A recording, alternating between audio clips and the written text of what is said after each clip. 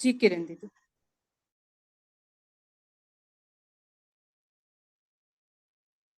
वन्दे देव उमापतिं सुरगुरुं वन्दे जगत्कारणं वन्दे पन्नगभूषणं मृगधरं वन्दे पशूनां पतिं वन्दे सूर्यशशाङ्कवर्णिनयनं वन्दे मुकुन्दप्रियम् वन्दे भक्तजनाश्रयं च वरदं वन्दे शिवं शङ्करं वन्दे शिवं शङ्करम् लोकाभिरामं रणरङ्गधीरं राजीवनेत्रं रघुवंशनाथं कारुण्यरूपं करुणाकरं तं श्रीरामचन्द्रं शरणं प्रपद्ये श्रीरामचन्द्रं शरणं प्रपद्ये। आराध्य देव भगवान श्री उमा महेश के चरणों में और भगवान श्री राम और माता जानकी के चरणों में श्रद्धा पूर्वक नमन करती हूँ, वंदन करती हूँ। साथ ही आज की इस विशेष बैठक वित्तीय प्रबंधन 2023 में जूम सभागार में हम सबके बीच में उपस्थित राष्ट्रीय अध्यक्ष आदरणीय मंजू जी बांगड़, महामंत्री आदरणीय ज्योति जी राठी, संगठन मंत्री ममता जी मोदानी, हमारे आज के मेहमान सूरत से पधारे हुए आदरणीय सुरेश जी काबरा साहब, आज की हमारी समीक्षक पूर्व राष्ट्रीय अध्यक्ष आदरणीय गीता जी मुन्ना, सभी प्रदेशों की अध्यक्ष, सचिव व कोषाध्यक्ष बहनें, जूम को संचालित कर रही हमारी संचार सिद्धा तकनीकी एवं ज्ञान समिति की राष्ट्रीय प्रभारी भाग्यश्री जी, और आपके साथ हमारी सह प्रभारी विनीता जी डाड़ और सुशीला जी। आप सभी को मेरा सादर नमन, वंदन और आप सभी का हृदय से बहुत बहुत अभिनंदन, बहुत बहुत स्वागत। आज की यह विशेष बैठक हमारे प्रादेशिक अध्यक्ष, सचिव और कोषाध्यक्ष के लिए विशेष रूप से रखी गई है। वित्तीय प्रबंधन जैसा कि नाम से ही विदित है, लेकिन ऐसा नहीं है कि वित्तीय प्रबंधन है तो खाली कोषाध्यक्ष का ही इसमें काम है। कोषाध्यक्ष के साथ साथ जब वित्तीय प्रबंधन की हम पूरी चर्चा करते हैं और पूरे रोल को देखते हैं तो हमारे अध्यक्ष और मंत्री भी उसमें बराबर महत्ता रखते हैं। इसलिए आप सभी के लिए ये विशेष बैठक रखी गई है और जिसका मुख्य उद्देश्य ये था कि विगत कुछ वर्षों से हम सभी ये अनुभूत कर रहे हैं कि सभी क्षेत्रों में, चाहे व्यक्तिगत हो, पारिवारिक हो, सामाजिक हो या व्यावसायिक, जीवन के प्रत्येक क्षेत्र में रुपयों के लेन देन में, सभी प्रकार के भुगतान और प्राप्तियों में बैंकिंग ट्रांजैक्शन लगातार बढ़ रहा है, या हम ये कह सकते हैं कि डिजिटल ट्रांजैक्शंस यानी ऑनलाइन ट्रांजैक्शंस लगातार बढ़ रहे हैं। यह सुविधाजनक भी है और इसमें समय भी कम लगता है। हमारे संगठन के कार्य भी इस नई तकनीक से अछूते नहीं है और आने वाले समय में तो ये और अधिक व्यापक होंगे। हम सभी जानते हैं कि डिजिटल ट्रांजैक्शंस बैंक खाते के माध्यम से ही होते हैं। हालांकि छोटे अमाउंट्स के लिए और भी साधन हैं, लेकिन मुख्य साधन इसका बैंक अकाउंट ही है।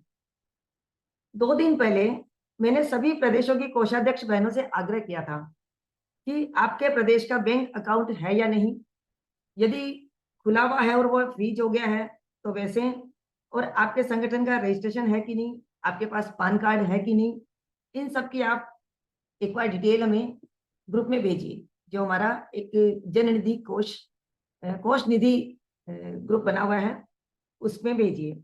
और मैं उन सभी बहनों का बहुत बहुत धन्यवाद करती हूँ कि आपने बहुत ही जल्दी पूरी डिटेल्स हमें भेज दी। बहुत बहुत अभिनंदन आपका। और एक बार मैं वो डाटा भी रख देती हूँ जो हमारे पास पूरे डाटाज आए हैं।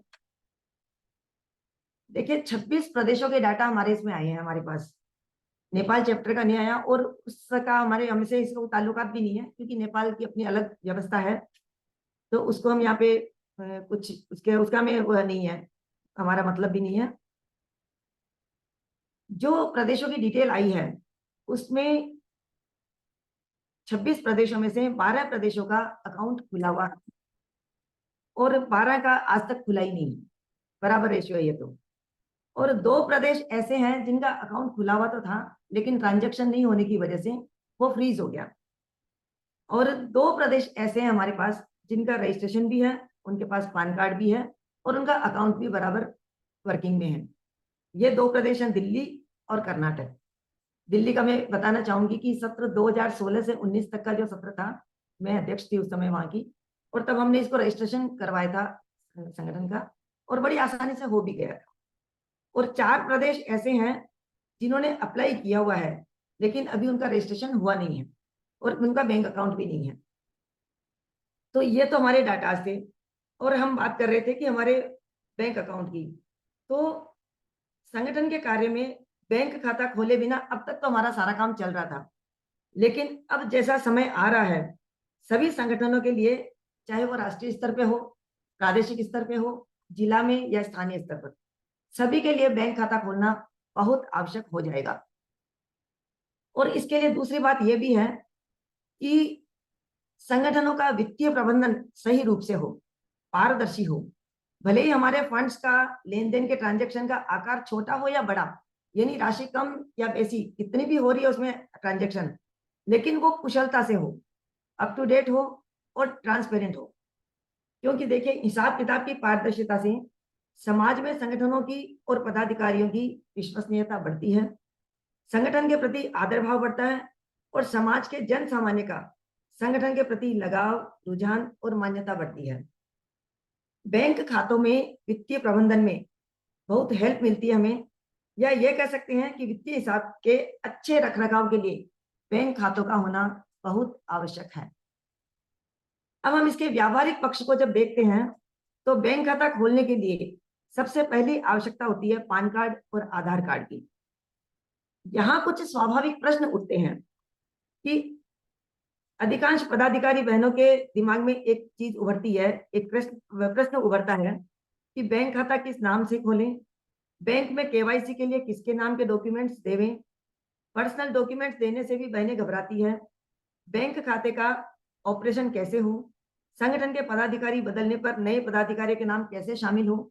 तो इस तरह के कुछ संशयपूर्ण प्रश्न बहनों के लिए एक समस्या है। और आज हमारी इस मीटिंग में इसी व्यावहारिक असमंजस को के बारे में हम चर्चा करेंगे, और इस विषय पर हमारा मार्गदर्शन करने के लिए एक विशेष मेहमान आज हमारे साथ जुड़े हैं। सूरत से वरिष्ठ और अनुभवी चार्टर्ड अकाउंटेंट और समाज के अग्रणी आदरणीय श्री सुरेश जी काबरा साहब।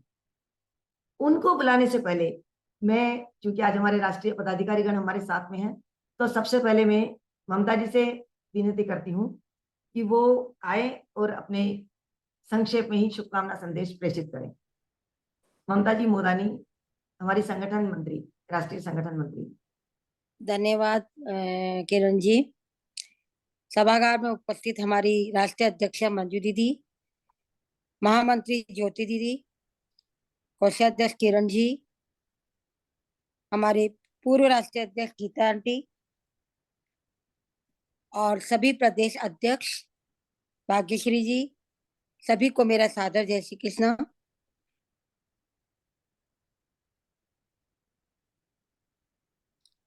मैं अभी अपना, आपने रिक्वेस्ट भेजी है, पर मैं अपना वीडियो ऑन नहीं कर पाऊंगी। मैं एक्चुअली निकल रही हूँ, मैं सिर्फ 10 मिनट के लिए छुड़ी थी, तो इसके लिए मैं सॉरी। तो सभी को मेरा सादर जय श्री कृष्ण। जो जानकारी अभी किरण जी ने दी वो बहुत ही इम्पोर्टेंट, महत्वपूर्ण जानकारी है, जो कहीं समय से अपन चर्चा भी इसके बारे में चल रही है, हो रही है, और खुशी है कि इस बार शायद इसके लिए ठोस कदम उठ रहे हैं। तो सभी का सहयोग अगर रहेगा तो निश्चित तौर पे अपन इसमें ठोस इसका समाधान निकाल पाएंगे, कर पाएंगे, ऐसा मैं मानती हूँ। और अकाउंट होना बहुत जरूरी है, कि पारदर्शिता अगर रहेगी तभी जाके अपन काम अच्छे से कर पाएंगे और संगठन आगे बढ़ पाएगा। तो इसके लिए हमारा अकाउंट होना तो बहुत जरूरी है, क्योंकि कई बार फोन आते हैं, हमको तो पता ही नहीं, कोषाध्यक्ष बोलता है हमें मालूम ही नहीं क्या हिसाब किताब है या क्या चल रहा है, क्या हो रहा है। ये सब चीजों से बचने के लिए ही हमारा अकाउंट होना बहुत जरूरी है, ताकि हर चीज की पारदर्शिता रहे और पता रहे कि क्या प्रदेश में फंड है, क्या नहीं है, या कितना खर्चा हो रहा है, क्या जा रहा है, ये सभी को पता रहेगा। तो इस पर जो कार्रवाई की जा रही है, मैं उसके लिए अग्रिम आप सभी को शुभकामनाएं, बधाई देती हूँ कि इसमें आप लोग सभी सफल होकर अपने अकाउंट खोल सके और अपनी अपनी प्रदेश को सुदृढ़ बना सके। धन्यवाद। जय महेश। बहुत बहुत धन्यवाद गीता जी। मैं दीदी मंजू दीदी, सॉरी, मेरे को एक्चुअली मैं ना यूएस निकलना है, तो मैं अभी निकल रही हूँ, तो मैं लीव करना चाहूंगी मैं अभी। बिल्कुल ममता जी, आपने पहले ही बता दिया था, क्योंकि आज आप यूएस के लिए डिपार्ट कर रही हैं। तो आपका यहाँ पे आने के लिए बहुत बहुत धन्यवाद। और अब मैं बुलाना चाहूंगी ज्योति पुंज सी दमकती, कर्तव्य परायणता से आगे बढ़ती, समर्पित, ऊर्जावान हमारी राष्ट्रीय महामंत्री आदरणीय ज्योति दीदी को। आप पिछले सत्र में राष्ट्रीय कोषाध्यक्ष के पद पर थी, और हम चाहते हैं कि अपने अनुभवों से आप हम बहनों का मार्गदर्शन भी करें और आशीर्वाद भी दें। ज्योति दीदी, आप सादर आमंत्रित हैं, आइए। एक मिनट। धन्यवाद किरण जी। भगवान उमा महेश को नमन करते हुए और भगवान श्री राम चरणों की जस्ट ए मिनट, भगवान श्री राम जी के चरणों में वंदन। आज इस बैठक में हमारा त्रयोदश सत्र, राममय सत्र की शुरुआत प्रारंभ हो चुका है और पर उपकार वचन मन काया की भावना से हम सब आगे बढ़ गए हैं। हमारा एक मोटो है कि हमने जो नहीं किया या जो करना चाहते थे नहीं कर पाए, तो निश्चित रूप से हमें आने वाले समय में करना चाहिए। और आज इस इस सत्र की शुरुआत में जो कदम किरण जी आपने उठाया, वो बहुत ही काबिल तारीफ है। और आज इस वित्तीय प्रबंधन की बैठक में हमारी राष्ट्रीय अध्यक्षा आदरणीय मंजू दीदी, आदरणीय गीता दीदी और ममता जी, कोषाध्यक्ष किरण जी, और विशेष रूप से मुख्य वक्ता के रूप में पधारे सूरत से सीएसी सुरेश जी काबरा। इतना ही नहीं, आज संपूर्ण राष्ट्र के 27 प्रदेशों की ऊर्जावान किरणों को अपने साथ लेकर इस बैठक में सम्मिलित करके किरण जी आपने जो बैठक आमंत्रित की, अतः इसलिए आप सभी को मेरा वंदन, नमन और हार्दिक अभिनंदन भी। साथ ही हमारे उत्पत्ति दिवस महेश नवमी जो आने वाली है, उसके लिए आप सभी को अग्रिम शुभकामनाएं। विगत सत्र में मैं कोषाध्यक्ष थी, सही बात है। एक बात बताऊं, मुझे तो ऐसा लग रहा है कि मैं आज भी कोषाध्यक्ष ही हूँ क्या, क्योंकि जो पद मैं लेना नहीं चाहती थी वो मुझे मिला, किंतु उसे यदि मैंने पूर्णतः निभाने की कोशिश की तो एक खुशी का एहसास भी मन में है मेरे। और निश्चित रूप से आने वाले समय में हमारी सभी बहनें इस कार्य में बहुत दक्ष हो जाएगी। यह मेरी ये पूरी मनसा है कि आप लोग सब एकदम एक्सपर्ट हो जाओगे इस कार्यक्रम में। किसी भी कार्य के प्रारंभ के लिए या कोई भी कार्य करना हो तो सबसे पहले यदि आवश्यकता होती है तो अर्थ की, क्योंकि बिना अर्थ सब व्यर्थ होता है, यह सब हम जानते हैं। तो संगठन के बहनों सारे पद गरिमामय है, हम सब जानते हैं, क्योंकि सभी के अपना कार्य है, दायित्व है, अधिकार है। किंतु कोषाध्यक्ष का एक पद बहुत महत्वपूर्ण तो है ही, किंतु उसके साथ साथ बहुत जिम्मेदारी वाला पद भी है। निश्चित रूप से सारे ट्रांजैक्शन आजकल बैंक में होने लग गए हैं, किंतु जब हम कार्यक्रम लेते हैं बड़े, और जब लेन देन प्रकरण आता है, हिसाब किताब रखना है, जैसे कि अभी किरण जी ने बताया, बहुत पारदर्शिता के साथ हमें कार्य करना पड़ता है, तब जाकर हम सबके विश्वास पात्र हो सकते हैं। क्योंकि जिस विश्वास के साथ हमें बनाया गया है, उस विश्वास को कायम रखना भी हमारा एक फर्ज होता है। एक बात मैंने देखी थी पिछले द्वादश सत्र से पहले कि इस पद की गरिमा, उसकी जिम्मेदारी और उसकी अहमियत को थोड़ा कम आंका जा रहा था, या जिसे पद दिया जा रहा था वो भी अपने पद की गरिमा को शायद नहीं समझ पा रहा था। किंतु मैं धन्यवाद देना चाहूंगी आशा दीदी और मंजू दीदी को, जिन्होंने मुझे खुले दिल से कार्य करने के लिए प्रेरित किया और मैंने उसे निभाने की पूरी कोशिश की। तो निश्चित रूप से इस सत्र में किरण जी, आपको भी आगे बढ़ने का पूरा पूरा मौका है। और आपके साथ ये जो 27 प्रदेशों के कोषाध्यक्ष है, कुछ प्रदेश पिछले सत्र में पीछे रह गए थे किसी कारणवश, तो वहां जो प्रॉब्लम आई है उस प्रॉब्लम को इस सत्र में हमें दूर करनी है, क्योंकि हमें आगे बढ़ना है। तो अगर कहीं कुछ भी काम हो तो मेरी भी सेवाएं आप ले सकते हैं।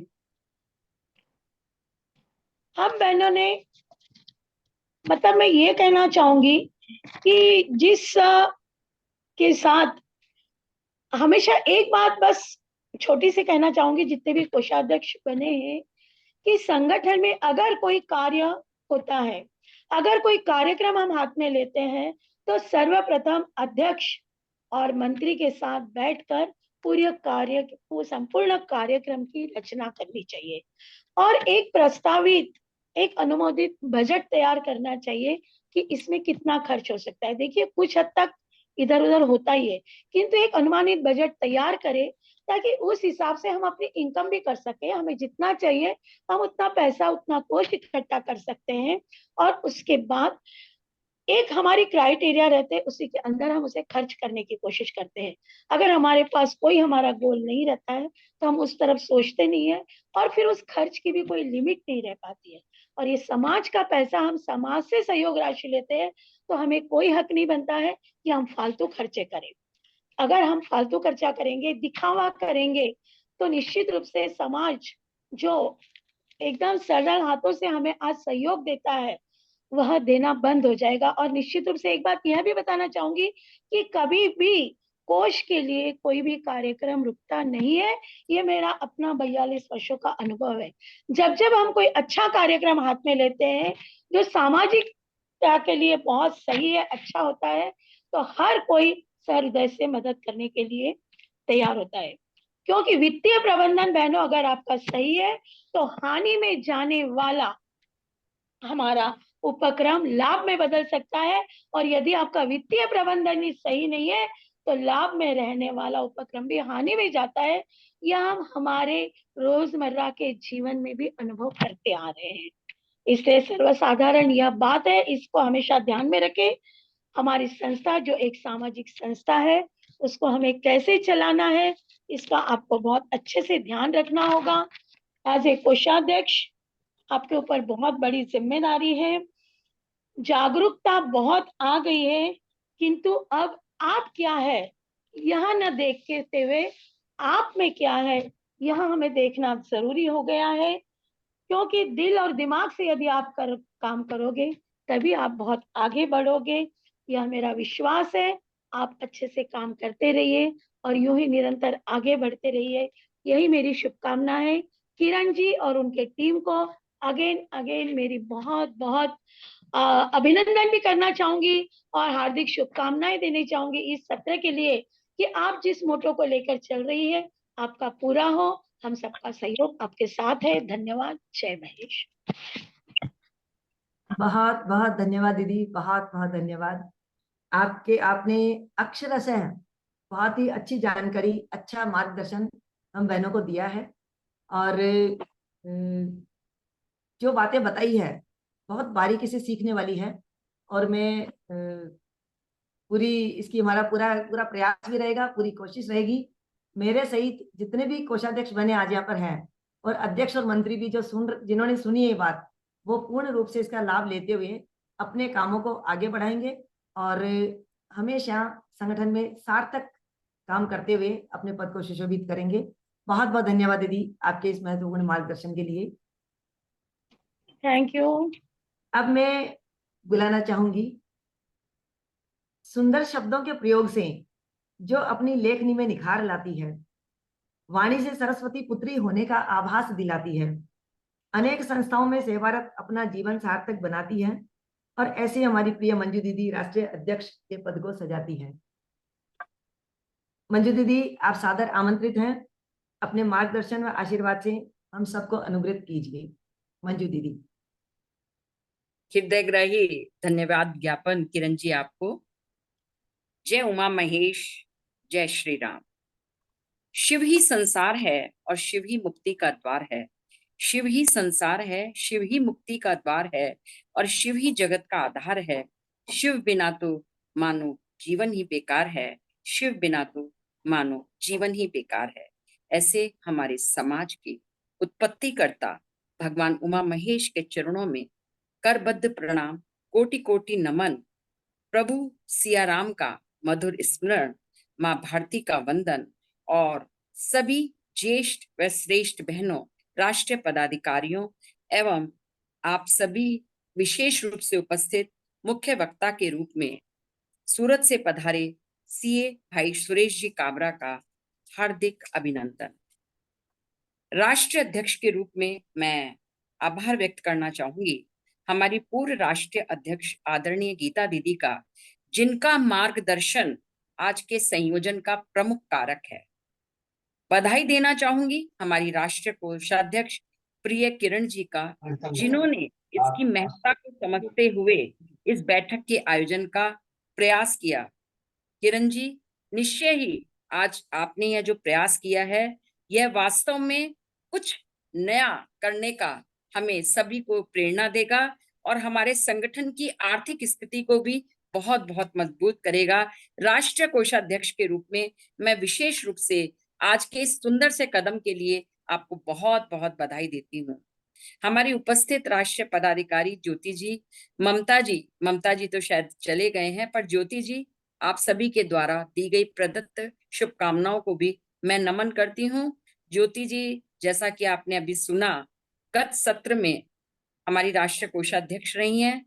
खट्टे मीठे अनुभवों की का जो सुंदर सा खजाना इन्होंने आप सबके समक्ष प्रस्तुत किया, कुछ अपने मधुर अनुभव भी सुनाए, उन सभी से आपको विशेष लाभ मिलेगा। विशेष रूप से सराहना करती हूँ हमारी उपस्थित प्रदेश अध्यक्ष, प्रदेश मंत्री, प्रदेश कोषाध्यक्ष, जिनका आगमन ही आज की बैठक के उद्देश्य को पूर्णता प्रदान करेगा। मैं देख रही हूँ 65 से 66 बहनें तो आ चुकी हैं। वस्तुतः आपकी दायित्व के प्रति निष्ठा, आपकी सार्थक सोच से ही इस बैठक को फलीभूत किया है। आप सभी का यह उत्साह, संगठन के प्रति समर्पण निरंतर बना रहे, यही मेरी मंजुल आकांक्षा है। मैं समझती हूँ परिवार हो या संगठन, सब में सफलता का कारण है एक दूसरे के विचारों को धैर्य से सुनना, समझना और सम्मान देना, परस्पर तालमेल रखना, यह बहुत आवश्यक है।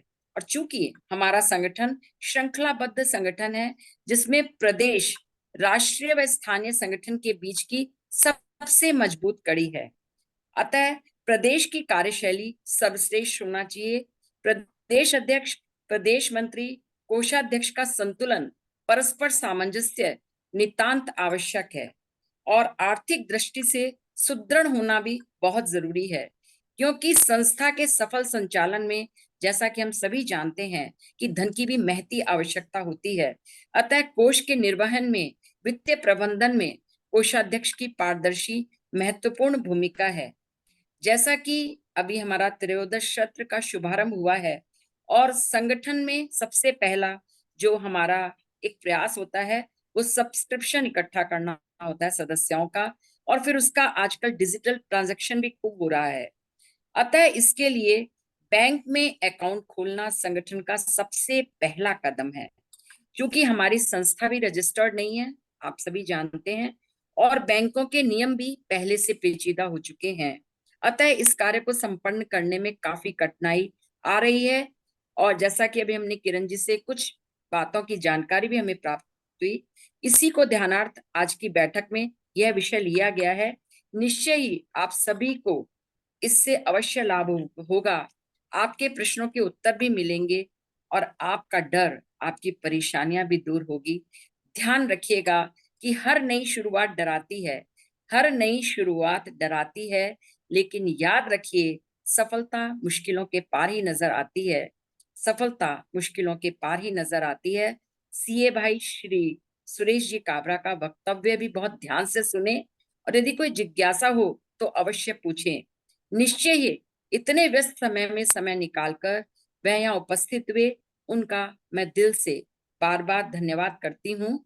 बस यही कहूंगी कि गुणकारी सोहबत मिली, गुणकारी उपदेश, गुणकारी सोहबत मिली, गुणकारी उपदेश, आभारी हम आपके आए श्रीमन विशेष।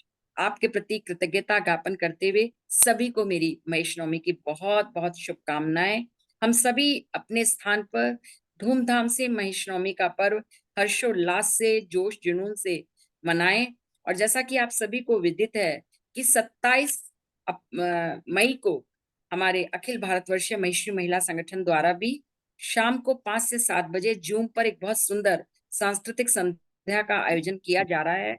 अतः वह समय अपना सुरक्षित रखते हुए उस कार्यक्रम में परिवार सहित सहभागिता निभाएं, ये मेरी विशेष आप सभी से निवेदन है।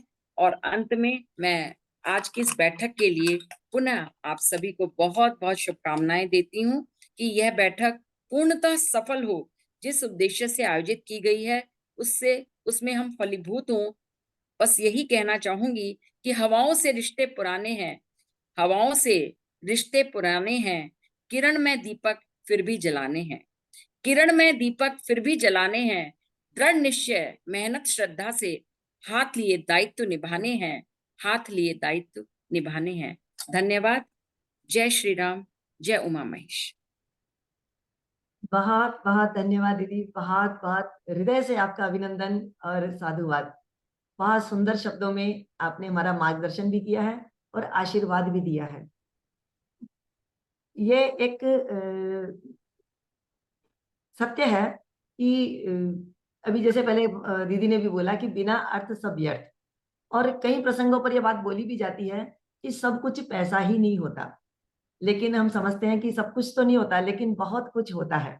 और उसके संपूर्ण प्रबंधन में, संपूर्ण उसके सदुपयोग में जितनी हमें सावधानियां रखनी चाहिए, आप दोनों दीदी के माध्यम से हमें बहुत सारी चीजें इंगित की गई हैं।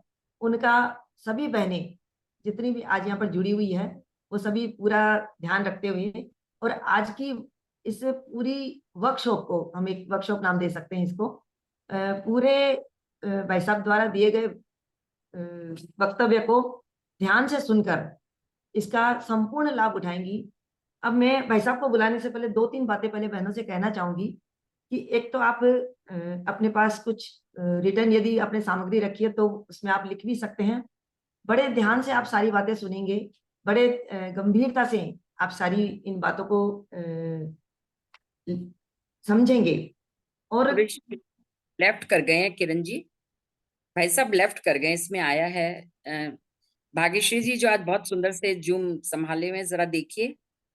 अभी अभी मैंने देखा है। नंबर भेज देंगे क्या दीदी, तो मैं बात कर लेती हूँ। हाँ, बहुत बहुत आपका भी शुक्रिया भाग्यश्री जी, बहुत अच्छे से आप संचालन कर रहे हैं जूम का। एक मिनट भाई साहब से बात करती हूँ, देखिए। हाँ, एक बार आप बात कर लीजिए। या फिर आप आपका वक्तव्य कंटिन्यू करें, मुझे सिर्फ चैट बॉक्स में आप नंबर दे दीजिए।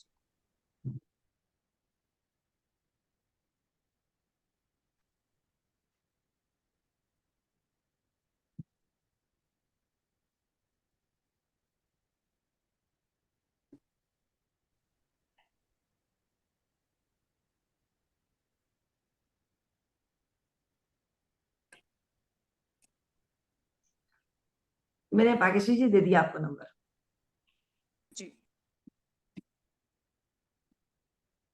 पूरे वक्तव्य के बाद में फिर भी किसी का कोई डाउट्स हो तो या तो हमारी कोषाध्यक्ष बहने जो कोष निधि ग्रुप में है उसमें आप भेजें, इस पर मत भेजिएगा, कोई छूट भी जाए तो बाई चांस।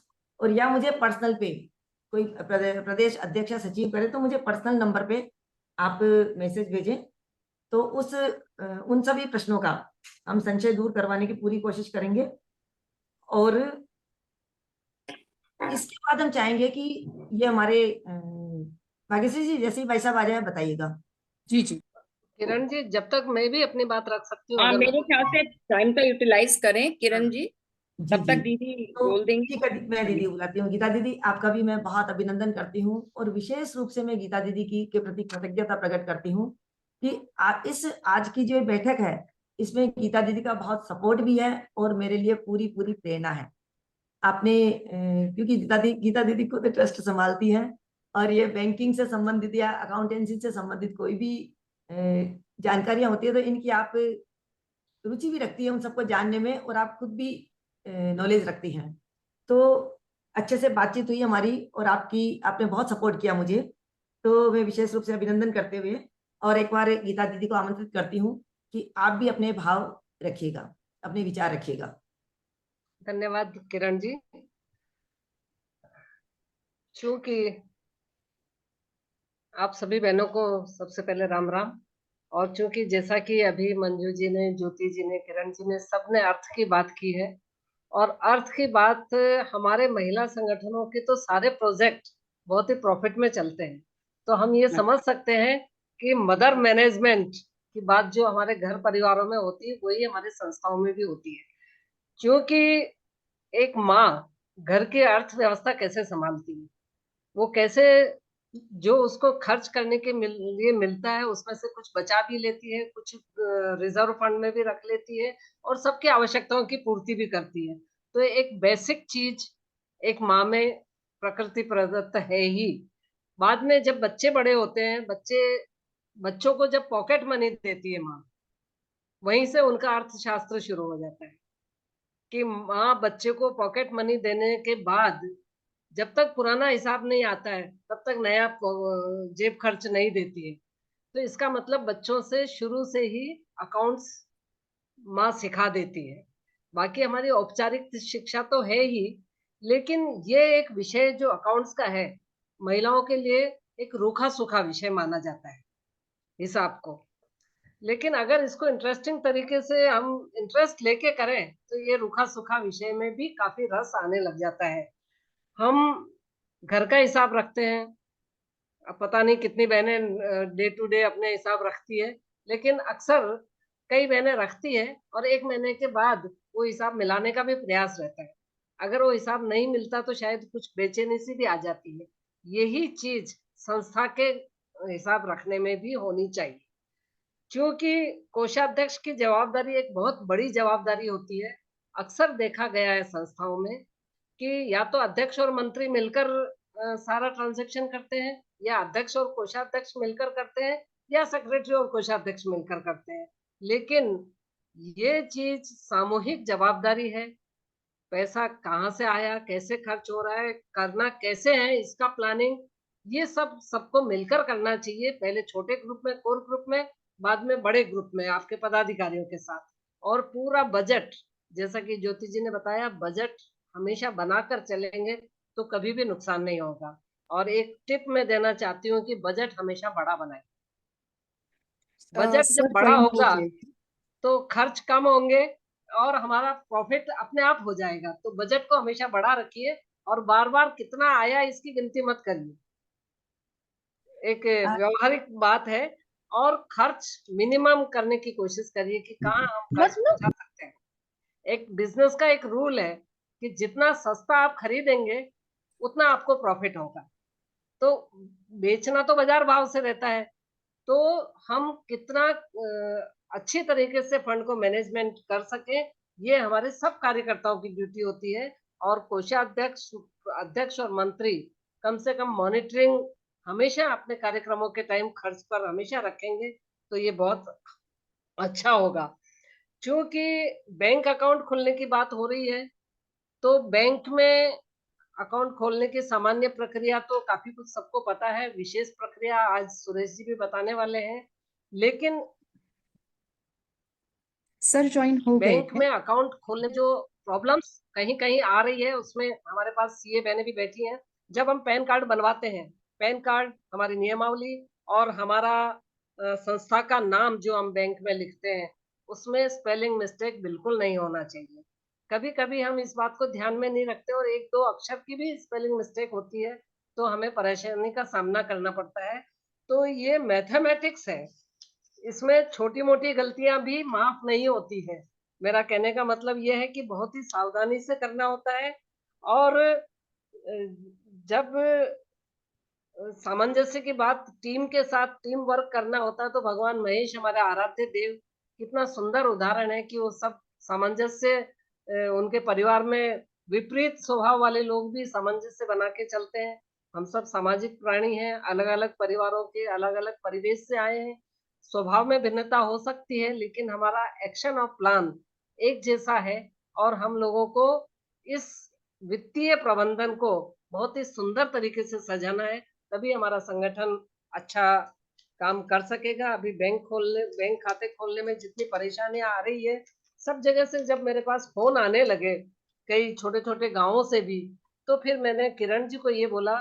किरण जी को लगा कि मेरे को अर्थ मंत्री कोई बहुत बड़ा काम करने को नहीं मिलेगा, लेकिन मैंने उनको बोला कि ये बहुत ही महत्वपूर्ण काम है और इस सत्र में हमारे ऊपर से लेकर नीचे हर छोटे-छोटे संगठनों के खाते बैंक में खुल जाए, उनको बैंक अकाउंटिंग करना आ जाए, ये एक बहुत बड़ी उपलब्धि होगी और इस काम को बड़ी सहज भाव से किरण जी ने अपने हाथ में लिया।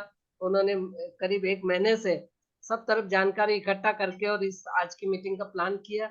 मैं किरण जी को भी धन्यवाद देती हूँ कि इतना रुचि से आप इस काम में लगी है, क्योंकि अर्थ तो हमारे सारे संगठन का आधार है और जैसा कि बताया गया है, इस पर ही हमारी विश्वसनीयता निर्भर रहती है। कार्यकर्ता की विश्वसनीयता भी उसी पे रहती है। हम बोलने में 2 शब्द इधर-उधर बोल दें, लेकिन अगर 10-20 रुपए का भी हिसाब नहीं मिलता है, तो समाज की उँगली उठना शुरू हो जाती है। तो मैं ये कहना चाहूँगी सबसे कि बहुत ही ईमानदारी से अपना काम करें। जिससे पूछना हो उससे पूछे, लेकिन काम परफेक्ट हो, ये हमारा सबका प्रयास रहना चाहिए और ये ट्रेनिंग जो आज तो मिल ही रही है, समय-समय पर मेरे को लगता है किरण जी आपको मासिक या 2 मासिक या त्रैमासिक मीटिंग लेकर सबकी परेशानियों को सुनना और उसका हल निकालना, ये काम भी करते रहना चाहिए ताकि एक परफेक्शन से काम हो। मैं धन्यवाद देती हूँ, मुझे इस ग्रुप में बुलाने के लिए क्योंकि ये मेरा प्रिय विषय हो गया आज का। अध्यक्ष और मंत्री के अपने काम तो हैं, लेकिन कोषाध्यक्ष का काम बहुत अच्छा हो, ये मेरी अंतर्मन से भावना रहती है और इसीलिए मेरे को इस काम में थोड़ा आनंद भी आता है क्योंकि हिसाब-किताब बहुत ट्रस्ट के कारण करते रहना पड़ता है। हालाँकि आर्ट्स की स्टूडेंट हूँ, लेकिन प्रैक्टिस मेक से मेक परफेक्ट। तो आप सब बिल्कुल घबराएँ नहीं, इतना सुंदर तरीके से आपको ट्रेनिंग दे दी जाएगी कि इस काम को खूब आसानी से आप कर पाएँगी। कुछ शब्द ऐसे नए भी हो सकते हैं आपके लिए, क्रेडिट क्या होता है, डेबिट क्या होता है, ये सब भी आपको थोड़ा-थोड़ा समझना है। जिस तरीके से मोबाइल के सारे शब्द हम समझने लग गए, अकाउंट्स के भी सब समझने लग जाएँगे और आपको एक अलग ही आनंद की अनुभूति होगी। परिवार में भी आपकी इज़्ज़त बढ़ जाएगी जब आप अकाउंट्स अच्छे से रखना सीख जाएँगे और ये कहीं भी, कभी भी काम आ सकता है। बहुत-बहुत शुभकामनाएँ। धन्यवाद किरण जी, आगे का काम शुरू करें। धन्यवाद दीदी, बहुत-बहुत धन्यवाद। आपके शब्दों ने वाक़ई इस पूरे विषय को बहुत इंटरेस्टिंग बना दिया है, बहुत रसीला बना दिया है। ये अब रूखा-सूखा नहीं रहा कि कोष वाला विषय रूखा-सूखा लगे और बहनों को बोरिंग लगे।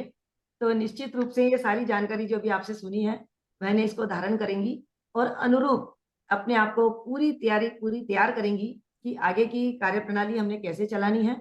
और जैसा कि मैंने कहा, अब भाई साहब आ चुके हैं, हम उनको लेते हैं। उससे पहले आप ध्यान से सुनते हुए, क्योंकि हमें आगे अभी आपने ये प्रदेश स्तर पर तो हो ही जाएगा काम, हमें जिला स्तर पर और स्थानीय संगठन स्तर पर भी इस काम को पूर्णता से लागू करना है।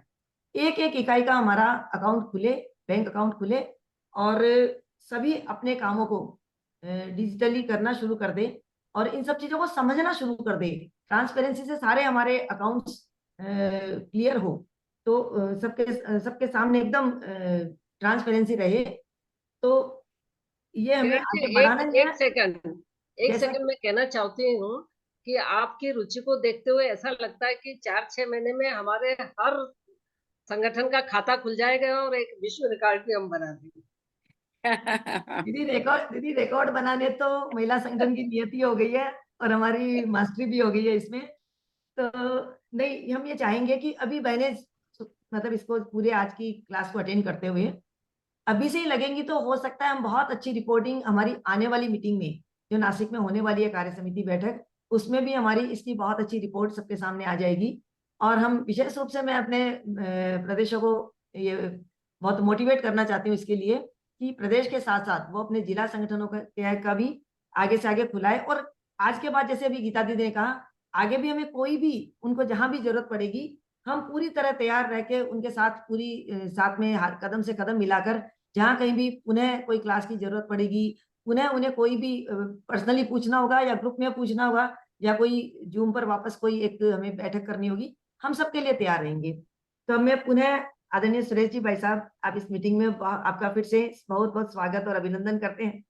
और मुझे आज बहुत ही प्रसन्नता हो रही है कि हमारे छोटे से अनुरोध पे ही आपने स्वीकार करते हुए इस मीटिंग को ज्वाइन किया और हमारे लिए ये एक बहुत बड़ा गौरव का विषय बन गया। आपका संक्षिप्त परिचय देना चाहूंगी। श्री सुरेश जी काबरा समाज के विभिन्न संगठनों में लंबे समय से सक्रिय हैं। अनेक संस्थाओं की स्थापना में, उनके विधान बनाने में आपकी महत्वपूर्ण भूमिका रही है। समाज की लोकल इकाई से लेकर महासभा तक विभिन्न जिम्मेदारियों के साथ आप सक्रिय हैं। हमारे सामाजिक संगठनों की कार्य प्रणाली से आप भली भांति परिचित भी हैं। आज के विषय पर हमें आपके दीर्घ और कुशल अनुभव का लाभ अवश्य ही प्राप्त होगा। तो आदरणीय भाई साहब, आप सादर आमंत्रित हैं। आप अब अपने वक्तव्य को शुरू कीजिए और हमारी सब बहनें बहुत ध्यान से सुनेंगी। और आपको बीच में कोई भी संशय हो, कहीं भी आपके कोई प्रश्न हो, तो आप मुझे पर्सनल पे भेजते जाइएगा। तो भाई साहब के वक्तव्य के बाद हम उन्हें भी लेंगे। भाई साहब, आप आमंत्रित हैं। संगठन के सभी पदाधिकारी एवं सभी पदाधिकारी। आवाज कम आ रही। सर आवाज की क्लैरिटी नहीं है।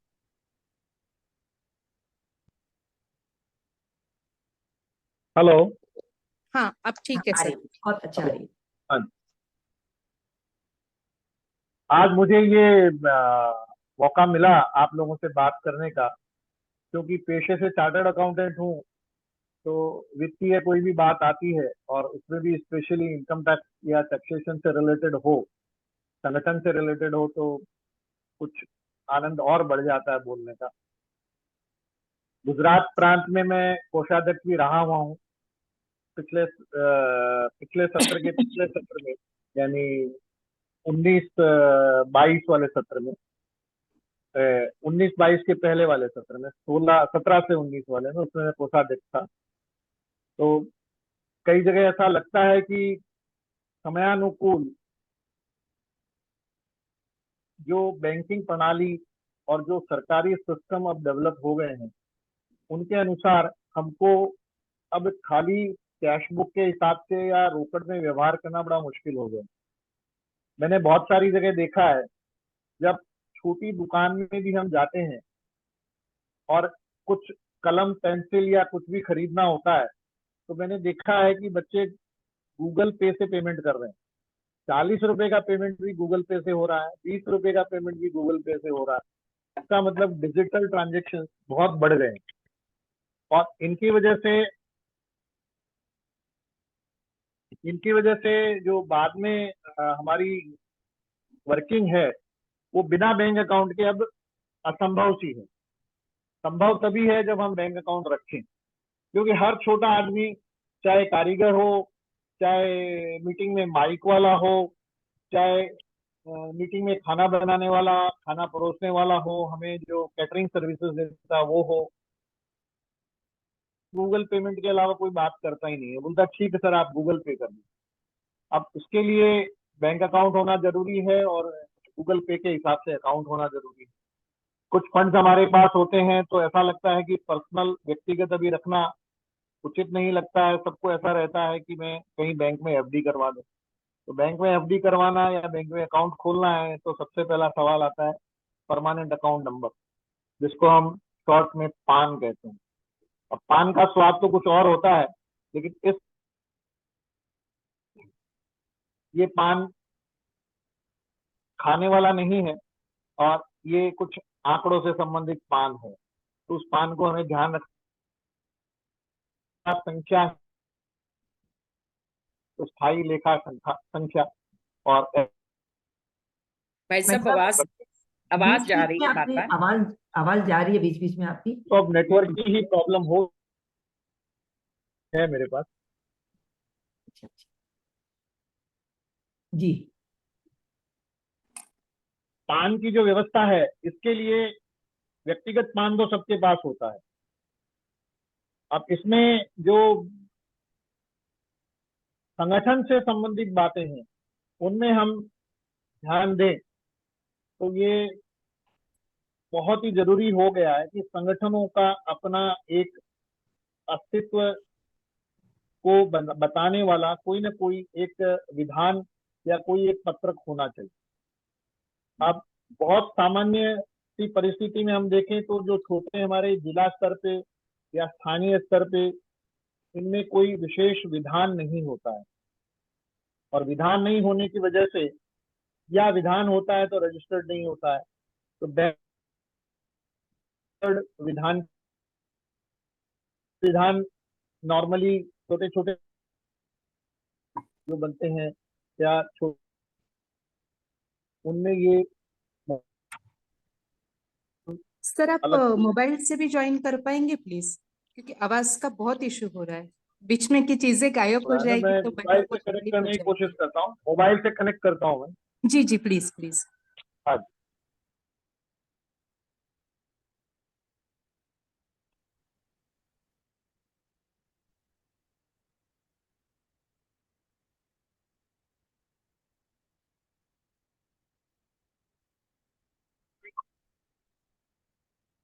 एक का माइक सिर्फ आप ऑफ कर दीजिए ताकि ये नहीं हो, कोलाइड ना हो।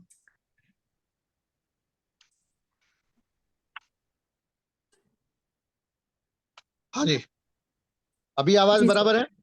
जी सर, जी सर, बिल्कुल परफेक्ट। हाँ जी। तो ये जो भी संस्थाओं के रूप में हमें जो कार्य करना है, उसके लिए संस्थाओं का कुछ ना कुछ एक आधार होना चाहिए, जिससे कि संस्थाएं अपना कार्य सुचारू रूप से कर सकें और बैंकों में अपना खाता खुलवा सकें। तो जैसी मेरी कोषाध्यक्ष महोदया से बात हुई, किरण जी से, तो उन्होंने ये कहा कि हम इसको किस तरह से कर सकते हैं, और गीता जी पूर्व अध्यक्ष महोदया से भी बात हुई मेरी, उन्होंने भी अपनी बात रखी सामने। तो इसका सबसे जो बढ़िया तरीका मुझे समझ में आया,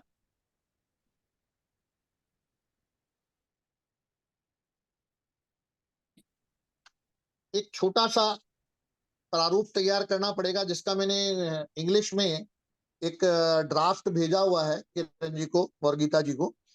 तो उसके अनुसार हम एक एसोसिएशन ऑफ पर्सन, जिसको हम टेक्निकली कह सकते हैं, उसका एक छोटा ड्राफ्ट बना के और हम अनरजिस्टर्ड फॉर्म में इसको व्यवस्थित रूप से इसका एक गठन कर सकते हैं, और उस एओपी के लेख के आधार पर हम बैंक में अकाउंट खोल सकते हैं। बैंक में अकाउंट खोलने के साथ साथ उस अनरजिस्टर्ड एओपी का हम पैन नंबर भी इनकम टैक्स डिपार्टमेंट में अप्लाई करके पैन नंबर भी ले सकते हैं। और जब हर 3 साल के बाद पदाधिकारी बदलते हैं, तो बैंक में एक रेजोल्यूशन रखकर और हम उनके सिग्नेचर बदल सकते हैं। इस तरह से ये बैंक का जो अकाउंट है, ये प्रॉपर तरीके से हम डेवलप कर सकते हैं, और किसी भी संस्था को इसमें कहीं कोई इशू होना नहीं चाहिए मेरे हिसाब से।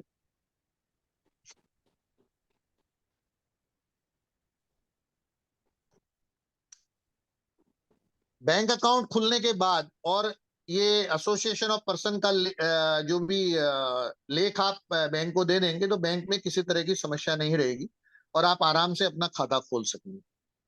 अकाउंट्स को जहां तक रखने की बात है और इनकम टैक्स से संबंधित कोई इशू है, तो इसमें चूंकि हम जो महिला मंडल जो भी हैं अपने, ये एक पारस्परिक सहयोग से काम करती हैं। मतलब कहने का ये है कि हम स्वयं ही अपने कंट्रीब्यूशन करते हैं, या हमारे महिला मंडल के जो अन्य सदस्य हैं वो कंट्रीब्यूशन देते हैं, और उस कंट्रीब्यूशन के आधार पर हमारा खर्च होता है। तो इसके लिए सबसे ज्यादा जरूरी यही है कि हम खर्च का हिसाब बराबर व्यवस्थित रखें, और जो हमारे पास पैसा आ रहा है उसका हम यदि रसीद सिस्टम बना लें और कोई भी किसी तरह का पैसा आए उसकी हम रसीद इशू करते रहें, तो हमें कहीं भी अकाउंट्स बनाने में या उसको व्यवस्थित करने में कहीं किसी तरह की दिक्कत नहीं आएगी। अकाउंट्स यदि व्यवस्थित रखे हुए हैं तो उसमें सबसे पहले एक रोकड़ बही जिसमें पूरा उसका हम जमा खर्च रखें, जो भी हमारे पास आया है उसको जमा करें और जो हमारे से खर्च हुआ है उसको खर्च को उसमें लिखें। और हो सके जहां तक खर्च का कोई भी वाउचर, कोई भी बिल, हमें जो भी मिलता है उसको हम व्यवस्थित रखें। कल को किसी का कोई बिल वगैरह हम एक सादे कागज पे भी उससे उसकी विगत लिखवा लें और वो विगत और विवरण लिख करके और सामने वाले का साइन और मोबाइल नंबर लिख लें, तो हमारे लिए वो भी कोई आपत्ति या किसी तरह की कोई संकोच की बात नहीं है। और बैंक में जब हम खाता खोलें तो बैंक का जो स्टेटमेंट है उसको हर महीने पासबुक को अपडेट कराते रहें या स्टेटमेंट हर महीने उनसे लेते रहें और उसमें जो भी ट्रांजेक्शन्स हुए हैं उन ट्रांजेक्शन्स को हम व्यवस्थित रूप से हमारे अकाउंट्स में नोट करवा लें। इसके लिए हम स्वयं नहीं कर सकते हैं तो आपके परिवार में जहां भी व्यापार चलता है तो आपकी व्यापारिक प्रतिष्ठान का कोई अकाउंटेंट आपको पार्ट टाइम इसमें हेल्प कर सकता है। यदि वैसा नहीं है तो जो रेगुलर पार्ट टाइम अकाउंटेंट हैं वो आपको हेल्प कर सकते हैं।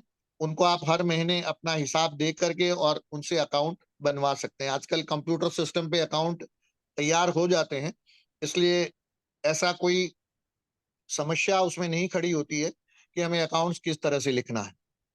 तो मूल बात जो है वो आपको अकाउंट्स को और अपने व्यवहार को रिकॉर्ड करने की बात है।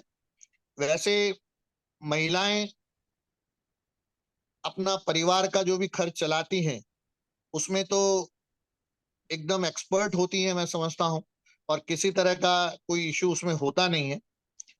इस संगठनात्मक हिसाब में खाली फर्क इतना ही आ जाता है कि हमें उसको एक रिकॉर्ड के रूप में रखना जरूरी हो जाता है। यदि हम रिकॉर्ड के रूप में नहीं रखेंगे तो हम 10 व्यक्तियों को, 50 व्यक्तियों को या हमारे संगठन के जो सदस्य हैं उनको हम वो व्यवस्थित हिसाब बता नहीं पाएंगे। इसलिए जरूरी यह है कि हम हिसाब जो है वो रिकॉर्ड करें।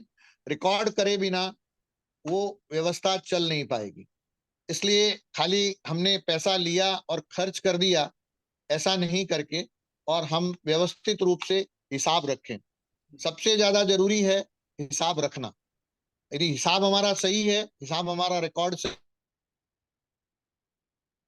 से भी उसमें अकाउंट्स वगैरह मेंटेन कर सकते हैं और अकाउंटिंग वर्क जो भी हो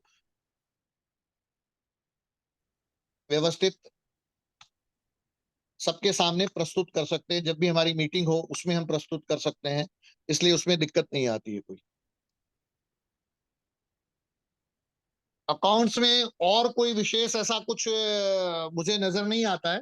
बेसिक चीज जो है वो हमारे को मुख्य रूप से आयकर से संबंधित रहता है कि भाई आयकर में हमें किसी तरह की कोई समस्या ना आए। तो ये मैं आपसे कह सकता हूँ कि इस तरह के जो छोटे हमारे संगठन होते हैं इनका यदि बैंक अकाउंट खोल के और हम बैंक का हिसाब बराबर रखें तो हमें आयकर से संबंधित किसी तरह की कोई दिक्कत आएगी नहीं। इनकम टैक्स के प्रोविजन का मुझे एक मैसेज आया है कि शॉर्ट में हमें इनकम टैक्स का प्रोविजन भी बताएं। तो इनकम टैक्स की जहां तक बात है, हम हमारे जैसे महिला संगठन बनते हैं, इन संगठनों को हम इंग्लिश में म्यूचुअल एसोसिएशन या पारस्परिक संस्था कह सकते हैं, जिनका खाली लेन देन या जो भी कार्य होता है वो आपस में जितने सदस्य होते हैं उन्हीं के लिए होता है और वही सदस्य उसमें कंट्रीब्यूट करते हैं और वही सदस्य अपने ऊपर खर्च कर लेते हैं। इसलिए उसमें ऐसा कोई इशू नहीं आता है। इनकम टैक्स जब ही लगता है जब हम कहीं आय करें, और आय करने का मतलब हम किसी तीसरे व्यक्ति से व्यवहार करें और तीसरे व्यक्ति से व्यवहार करके कुछ इनकम कमाएं। तो इसलिए हमारे ही पैसे से हम हमारे ऊपर खर्च कर रहे हैं तो उसके ऊपर किसी तरह का इनकम टैक्स का कोई इशू नहीं आता।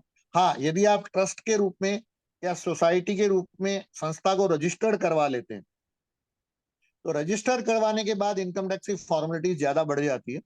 इसलिए मैं सजेशन यही दे रहा हूं कि आप जब तक प्रांत लेवल पे भी मैं समझता हूँ इतना काम नहीं होता है, क्योंकि प्रांत में भी जो एक्टिविटीज होती हैं वो खाली एक्टिविटीज रिकॉर्ड करने के लिए होती हैं कि जिला स्तर पे क्या काम हुआ, स्थानीय स्तर पे क्या काम हुआ, और प्रांत स्वयं शायद कोई एक्टिविटी डायरेक्टली नहीं करता है।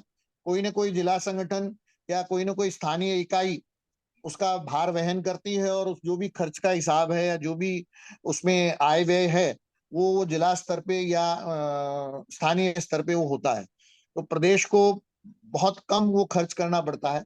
लेकिन यदि हम प्रदेश स्तर पे या जिला स्तर पे हम कुछ और अन्य तरह के काम करें, जैसे कि हम कोई स्कूल हो, या हमें कोई विधवा सहायता देनी हो महिला संगठन में, या हमें कोई स्कॉलरशिप्स देनी हो, तो इस तरह के कोई कार्य हम करते हो, तो उन कार्यों को करने के लिए मैं आपसे ये सजेशन कर सकता हूं कि प्रांतीय स्तर पे एक संगठन रजिस्टर्ड करवा लिया जाए, और प्रांतीय स्तर पे जो भी उस प्रांत के अंतर्गत जितने भी जिला है वो अपने इस तरह के कोई कार्य हो जिनमें उन्हें एटीजी इनकम टैक्स का कोई पड़ता हो काम, उस ट्रस्ट के माध्यम से वो कर सकते हैं। तो ऐसे खाली प्रदेश स्तर पे एक ट्रस्ट बना लिया जाए तो वो ट्रस्ट आगे तक काम कर सकता है। तो इसलिए इसमें और कोई इशू है नहीं, और प्रदेश स्तर पे यदि संगठन एक ट्रस्ट बनाता है तो उस कार्य को अच्छी तरह से चलाया जा सकता है। वैसे मैं एक बात बीच में रखती हूँ थोड़ा सा। हाँ जी। जैसे अभी आपने वो बताया, हमारा एक्चुअली होता है क्या, जब प्रदेश स्तर पर भी कोई राष्ट्रीय कार्यक्रम लिए जाते हैं तो उस समय हाँ ट्रांजैक्शन बड़ा होता है, क्योंकि कार्यकारिणी हाँ बैठकें होती है या इस तरह के जो कोई बड़े आयोजन होते हैं, तो उस समय ट्रांजैक्शन काफी बड़े बड़े उसके रूप में होता है। तो उस समय जैसे उस एक वर्ष का ऑडिट या होता है, जो भी बैलेंस शीट जाती है, तो थोड़ा सा एक तो उस पर प्रकाश डालिए। एओपी को एक बार आप वापस बता दीजिए, एओपी होता कैसे है और किस तरह इसका अप्लाई करना, और किस तरह इसमें कितने लोगों के साइन चाहिए, क्या चाहिए, थोड़ा सा ये भी ब्रीफ कीजिए। और साथ में यदि रजिस्टर्ड कोई संस्था करवाना चाहें तो उसका भी थोड़ा सा रखिएगा, ये आप बताइए थोड़ा सा ब्रीफ में। आज कैसे करना, अकाउंट किसके रहना चाहिए, किसके लिए रहना चाहिए, उनको क्या करना है, मैगी के लिए इसके कितना। मैं ये लैपटॉप पे भी ज्वाइन कर रहा हूँ, जिससे कि मुझे वो ग्रिड व्यू में आप लोगों से एटलीस्ट मुखातिब हो सकूं मैं, क्योंकि मोबाइल पे मुझे खाली मेरा ही चेहरा दिख रहा है। सर वो स्पॉटलाइट किया है ना, इसलिए आपको आपका ही चेहरा हाँ, दिख तो या तो आप ग्रिड व्यू में डाल दें तो कम से हाँ कम ठीक है, मैं काम करती हूँ, मैं आपको स्पॉटलाइट से रिमूव कर लेती हूँ ताकि आपको दिक्कत नहीं आएगी। वो हाँ देखते हुए काफी बार खुद का चेहरा देख के थोड़ा अजीब लगता है। ठीक है कर दिया है। मीटिंग जी जैसा एहसास नहीं होता फिर। हाँ हाँ हाँ ठीक कर दिया। बोलो मैं बाकी बिहारी को तो मैं आपके तो वाला में क्या मैंने सचिन बंद कर नीलिमा जी, आपने क्वेरी के लिए माइक ओपन किया है?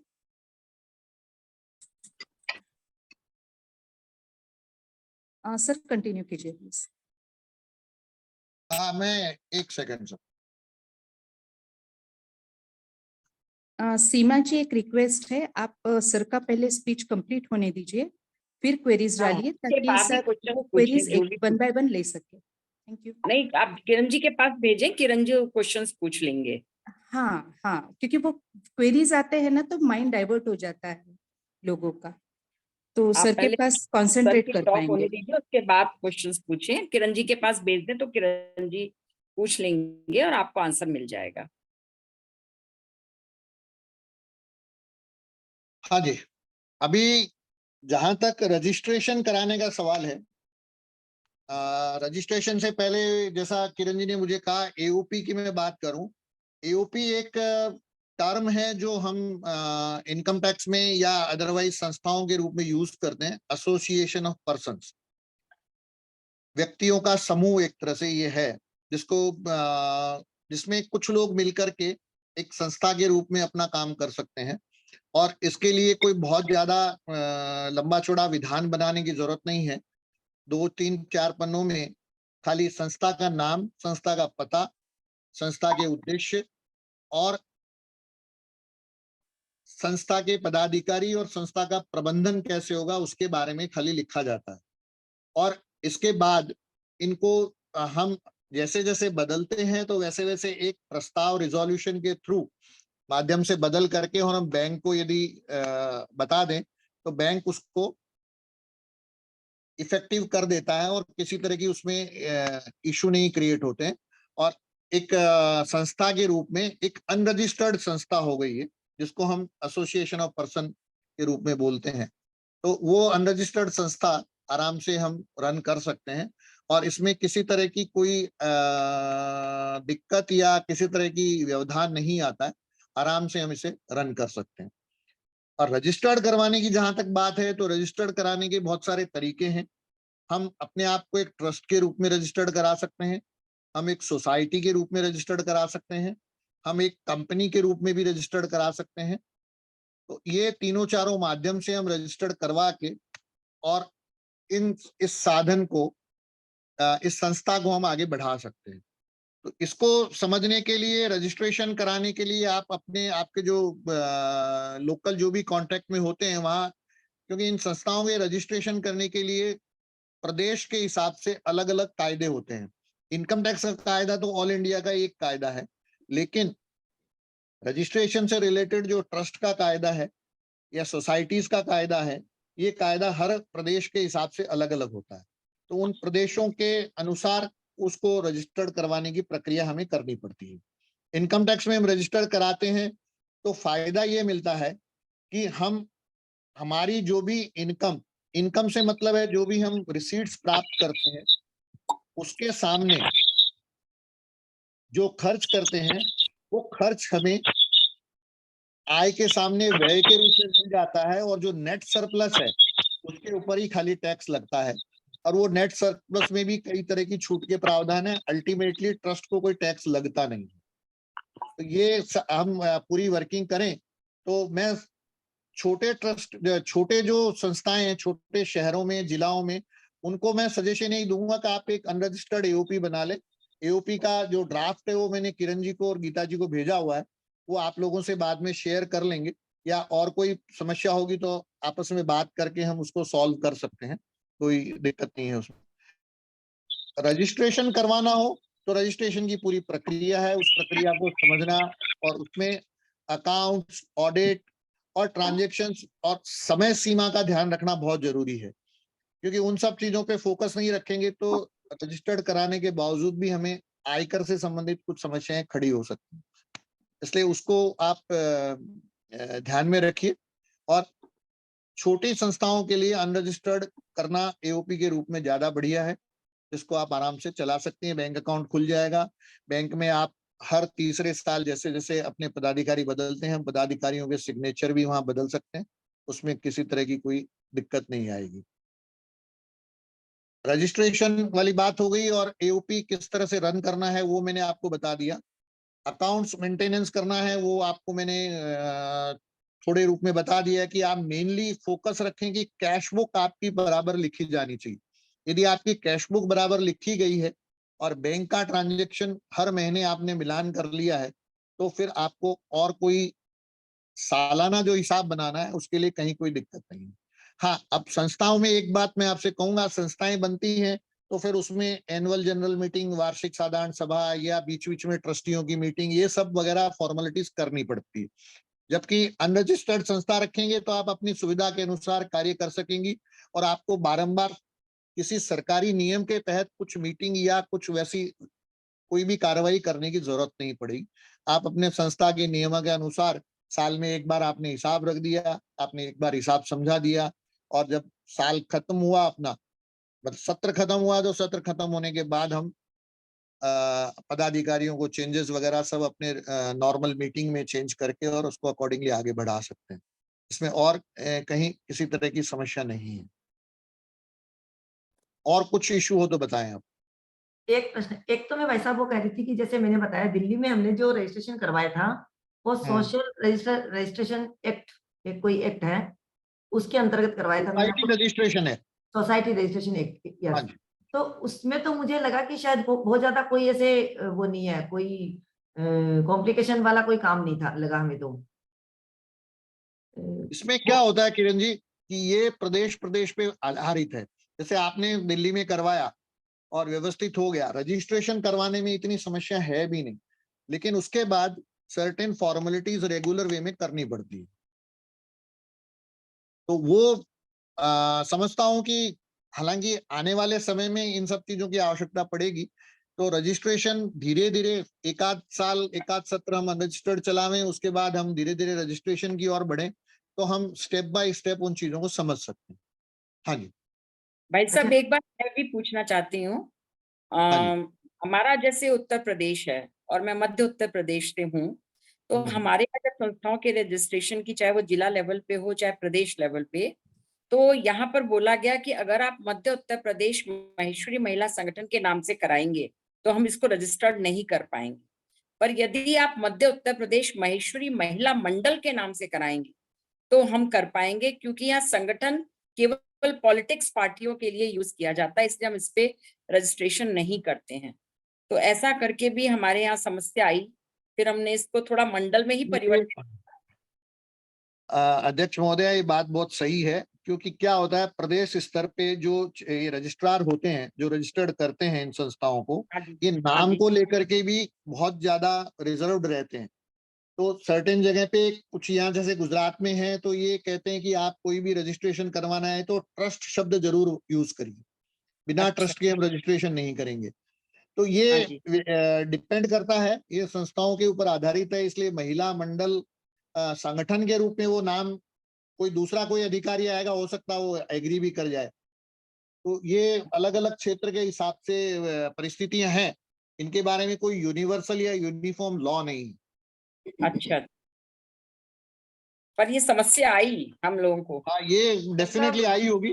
कोई पर्टिकुलर अधिकारी ऐसे होंगे जो बोलेंगे कि नहीं करेंगे, और बाद में दूसरा कोई अधिकारी आ जाए, हो सकता है वो मान भी जाए। मतलब ये जरूरी नहीं है कि ये संगठन शब्द केवल पॉलिटिक्स जो रिलेटेड हाँ, है ऐसा कोई जरूरी नहीं है, बट वो उन व्यक्तिगत अधिकारी के ऊपर डिपेंड करता है कि वो किस तरह से माने। भाई साहब, मेरा एक प्रश्न है, संगठनों में कैश का लेन देन भी होता है, ज्यादातर होता है, चेक से पेमेंट कम होता है, तो उसमें क्या सावधानियां रखना चाहिए, ये हमारी बहनों को थोड़ा सा। एकदम सही बात आपने कही गीता जी। कैश में ऐसा है, जो आयकर का अभी जो नियम है उसमें 10,000 रुपए से ज्यादा हम कैश का ट्रांजैक्शन नहीं कर सकते। एक दिन में एक व्यक्ति के साथ 10,000 रुपए से ज्यादा का ट्रांजैक्शन नहीं कर सकते। तो हमें जैसे कैटरिंग वाले को 30,000 रुपए देना है, तो हमारे पास उनको 10,000 रुपए की 3 रसीदें हमें लेनी पड़ेगी, एक सोमवार का पेमेंट, एक मंगलवार का पेमेंट, एक बुधवार का पेमेंट। इसलिए इसको थोड़ा स्प्लिट करना पड़ेगा, टुकड़े करना पड़ेगा, और 10,000 से ज्यादा डायरेक्ट कैश पेमेंट करना मुश्किल है। अदरवाइज उसके ऊपर क्वेश्चन खड़े होते हैं, और आयकर के नियम के अनुसार उसको खर्च के रूप में मान्यता नहीं मिलती है। इसलिए 10,000 का फंडा, जो 10,000 की एक सीमा है, इसको हमें ध्यान रखना पड़ेगा। कैश के ट्रांजेक्शन लेने में कोई दिक्कत नहीं है, आप किसी से लेते हैं तो आपके ऊपर कोई जवाबदारी नहीं आती, देने वाले की जवाबदारी। हम यदि किसी से रिसीव करते हैं 10,000, 15,000, 20,000, उसकी सीमा 2 लाख रुपए है, तो वो मैं शायद यहाँ नहीं डिस्कस करूं, क्योंकि इतना बड़ा अमाउंट एक साथ कैश में आता नहीं होगा हमारी संस्थाओं के पास। लेकिन 2 लाख रुपए कैश यदि एक साथ आ रहा है किसी एक व्यक्ति से एक दिन में, तो वो हम नहीं ले सकते। यदि लेते हैं तो उतने रुपए की पेनल्टी है। तो ये सावधानी रखना बहुत जरूरी है। हाँ, ये सावधानी रखना बहुत जरूरी है। जितना हो सके कैश का लेन देन 2,000, 4,000, 5,000, 6,000 तक सीमित रखें, उससे ज्यादा कैश का लेन देन ना करें। नहीं, कैश की रसीद 2,000 से ज्यादा नहीं बना सकते, ये भी तो नियम है। नहीं, वो 2,000 वाला जो नियम है वो ATG में रजिस्टर्ड संस्थाओं के लिए था पहले, अभी वो लिमिट भी 2,000 वाली वो अलग इशू है, बट ये इस तरह के हिसाब में वो यहाँ सीमा नहीं काम करेगी। अच्छा, एक चीज और है कि अक्सर संगठन एफडीआई बना लेती है बचत की। हाँ जी। तो एफडीआई बन जाती है तो एफडीओ के ऊपर TDS भी कटता है। हाँ जी। तो मतलब वो टीडीएस रिटर्न तो वापस नहीं ले पाएंगे महिला संगठन, क्योंकि वो नहीं, उसमें- इसमें ऐसा है कि बैंक को हम जब टीडीएस कटता है गीता जी, हाँ तो जी, उसके लिए फॉर्म आता है 15G हाँ, और 15H। हम्म, जो लागू हो वो फॉर्म हम सबमिट कर दें और कहें कि हमारी इनकम टैक्सेबल नहीं है या हमारा जो ब्याज है वो बहुत थोड़ा है, तो उसके बाद वो टीडीएस नहीं काटते। हाँ, तो एफडीआई बनाते वक्त ये बातें भी ध्यान में रखनी थी। हाँ, ये एफडी बनाते हैं तो हमें बैंक को 15G या 15H का फॉर्म दे देना जरूरी होता है। वो सालाना तो एक बैंक बार वाले भी देना मांग होता है। लेते हैं, बैंक वाले भी बैंक- मांगते ही हैं। हाँ, बैंक वाले भी मांगते हैं और उसको देने में कोई दिक्कत भी नहीं है, आप आराम से दे सकते हैं। आपके पास हाँ पैन नंबर है और 15GH देने में कोई दिक्कत नहीं। तो सबसे महत्वपूर्ण हो गया पैन नंबर लेना, यस, अनरजिस्टर्ड खाता खुलवाना और हाँ। उसमें नाम का सावधानी रखना। नहीं, एक बात कहूँ गीता जी, यहाँ नाम की कोई समस्या नहीं है, क्योंकि नहीं, ये पैन कोई नंबर और दोनों उसमें ही नहीं। नाम का मिलान नहीं होता तो दिक्कत होगी। नहीं, नाम मतलब जैसे अध्यक्षा महोदय ने कहा उस हिसाब से आप अपना जिले के हिसाब से महिला संगठन नाम रख सकते हैं, उसमें कहीं दिक्कत नहीं आएगी। नहीं, मेरा कहना यह है कि बैंक अकाउंट में नाम, आपके विधान में नाम और पैन कार्ड में नाम एक जैसा होना चाहिए। हाँ, वो डेफिनेटली, वो तो आपके जो आप जो एओपी का जो भी लेख बनाएंगी, हाँ, या रजिस्टर्ड संस्था है तो अलग बात है। एओपी में जो नाम लिखा है उसी नाम से पैन कार्ड आएगा, उसी नाम से बैंक का खाता खुलेगा। कहीं कहीं ये समस्याएं आ रही है नाम का फर्क हो जाने से। नाम का फर्क तो फिर उसको दूर करना पड़ेगा। यदि नाम का फर्क है, लेख में बराबर नहीं लिखा हुआ तो दिक्कत आएगी। ठीक है, बहुत सुंदर मार्गदर्शन आपका मिला। एक प्रश्न और आया हुआ है कि हमारा कोई भी उसमें जमा है, मतलब अकाउंट में कोई इतनी राशि जमा रह गई, तो उस पे भी क्या कोई इनकम टैक्स लगेगा? कितनी जमा राशि हम रख सकते हैं उसमें? जैसे जमा राशि से मतलब भाई कितना जमा कर सकते हैं उसमें? एक होता है ना कि कई बार किसी के पास सपोज करो कोई प्रोग्राम का 1,00,000 2,00,000 3,00,000 रुपया बच गया और वो उसमें जमा किया, उसपे वो आया हुआ है, तो उसपे भी कोई टैक्स लगता है, इनकम टैक्स लगेगा? नहीं, जहां तक हम अपने आपस के जो प्रोग्राम करते हैं और उसमें हमारे पास, जैसे हमने चलो तीज का कोई कार्यक्रम किया और हमारे पास उसमें 50,000 लाख रुपए बच गए, आफ्टर खर्चा वर्चा काटने के बाद, उसको हम बैंक में जमा करा दें, कोई दिक्कत नहीं है। हिसाब हमारे पास रहना चाहिए उस पर। जो ये हमारे म्यूचुअल एसोसिएशन, जो मैंने शब्द यूज किया, पारस्परिक सहयोग की जो संस्थाएं होती हैं, इनमें इस पे टैक्सेबिलिटी नहीं आती। स्वयं का पैसा हमने इकट्ठा किया, स्वयं के ऊपर खर्च किया, उसके अंदर इनकम टैक्स का कोई विधान, मतलब टैक्स लगाने का विधान नहीं बनता है। तो आप आराम से बैंक में जमा करा सकती हैं, कोई दिक्कत नहीं है। पैन नंबर आपके पास होता ही है, खुद का है पैन नंबर, इसलिए कैश भी आप जमा कराएंगी तो भी कोई दिक्कत नहीं। हाँ, इतना जरूर ध्यान रखिए, बहुत बड़ा कैश बैंक में नहीं जमा कराएं। बैंक में कैश जमा कराना है तो उसको 30-40 हजार की सीमा में ही रखें, उसको 50-75 हजार या लाख रुपए का कैश एक साथ जमा करा ना करें। उस पर ध्यान रखें कि आप एक दिन में 25-30 हजार 40 हजार तक जमा कराएं। मोटे तौर पे कहें तो 50 हजार से नीचे नीचे रखें। एक और प्रॉब्लम आ रही है कि जहाँ सभा का अकाउंट है, यानी महासभा का मतलब है शायद यहाँ से, कि सभा का अकाउंट है, महिला मंडल अकाउंट नहीं खुलवाना चाह रहे हैं। सभा का अकाउंट है मतलब नहीं, तो सभा में तो हमें खुलवाना भी प्रदेश सभा से संबंधित होगा। हाँ, वैसे होगा, पर अपने तो दीदी अकाउंट सब अलग ही खोल रही हैं बहनें अपने अपने। नहीं मंजू जी, कई जगह पर प्रदेश सभाएं महिलाओं को अकाउंट नहीं खोलने देते। अच्छा, ये उनका कंट्रोल रखना चाहते हैं। पहले था हमारे यहाँ भी, पहले हमारे यहाँ भी था, पर अब हम लोग से वो हो चुके हैं। तो ये वहाँ की समस्याएं हैं। ये हाँ, स्थानीय समस्याएं हैं। हाँ, स्थानीय समस्याएं होगी। हाँ जी, हाँ जी। बाकी यहाँ सूरत में तो महिला मंडल के सब बैंक अकाउंट खुले हैं, इवन रजिस्टर्ड संस्थाएं हैं, कोई दिक्कत नहीं।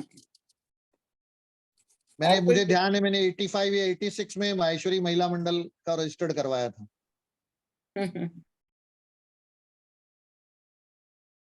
और कोई बात है किरण जी? हाँ, बस और तो कोई बहनें, और कोई है कोई अपनी क्वेरीज तो प्लीज बताइए हमें। जी, चैट बॉक्स देखिए ना आपका। सबको अनम्यूट कर दे, किसी का क्वेश्चन होगा तो अनम्यूट है जी, सभी अनम्यूट है। हाँ, ठीक है। बाकी बहुत अच्छा मार्गदर्शन मिला आज, बहुत बहुत बातें पता चली। और सबके लिए यूजफुल है। नहीं तो सर, एक question एओपी में मेरा भी अगर है। बैलेंस रहता है, अगर आपने ₹1,00,000 डिपॉजिट किया, कलेक्शन हुआ और 40,000 अपना खर्चा हुआ, तो 60,000 पे क्या टैक्स नहीं लगेगा? बिल्कुल। यदि हाँ जी, आपके नाम के आगे सीमा जी सीए लगा हुआ है, हाँ, हाँ, तो नहीं आप मैं एक चार्टर्ड एग्जांपल अकाउंटेंट बता हैं। रही हूँ, इनके तो लैक्स में होता है, 5 लाख हुआ, 10 लाख कलेक्शन हुआ, तो जब कलेक्शन बड़ा अमाउंट होता है, टैक्सेबल लिमिट के ऊपर जाएगा तो इनको तो टैक्स आवाज म्यूट हो लगेगा गई ना आप। एओपी में। नहीं, ऐसा है सीमा जी कि जो म्यूचुअल एसोसिएशन होते हैं ना, उनमें टैक्सेबिलिटी एब इनिशियो मतलब शुरू से ही नहीं आती है, वो टैक्सेबल एंटिटी के रूप में नहीं है। ओके यदि ओके हम टैक्सेबल एंटिटी के रूप में हो तो हमारे ऊपर सीमाएं या जो टैक्स की लिमिट्स हैं वो लागू होती हैं। हम कोई व्यापार नहीं कर रहे हैं, हम कोई इनकम अर्निंग एक्टिविटी नहीं कर रहे हैं, हम एक म्यूचुअल एसोसिएशन के रूप में आपस में, जैसे क्लब होता है ना, हाँ हाँ अपने सदस्यों से पैसा लिया और अपने ऊपर ही खर्च कर लिया, तो वो उस तरह की हमारी म्यूचुअल एसोसिएशन है, उसमें ये टैक्सेबिलिटी नहीं आएगी। ओके।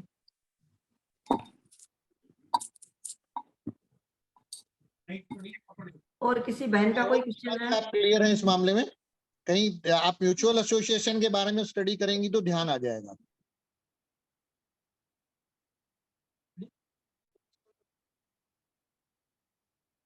मेरे ख्याल से अब कोई बहन का शायद कोई क्वेश्चन नहीं है।